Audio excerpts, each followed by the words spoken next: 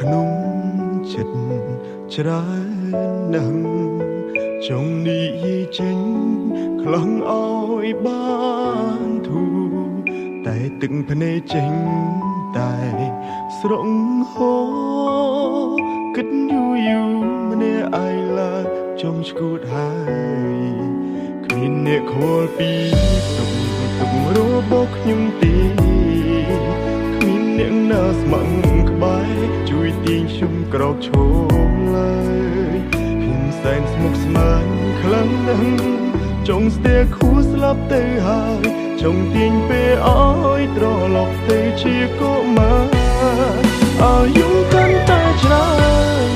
សម្ពាធកាន់តែធំទុំសោកប្រមកបដងបង្កើតជាបញ្ហាជំងឺបាំងទឹកចិត្តតើគួរព្យាបាលបែបណាហូរទឹកនេត្រហត់នឿយខ្លាំងដល់ហើយអាយុកាន់តែច្រើនសម្ពាធក៏កាន់ទ្វេ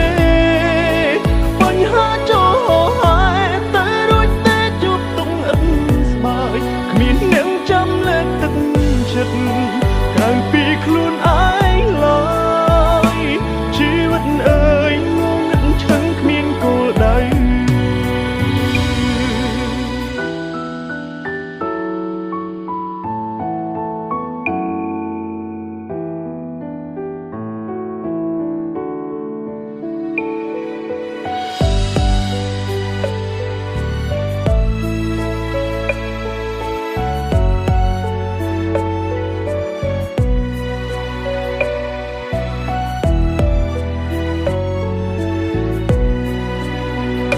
ខលពី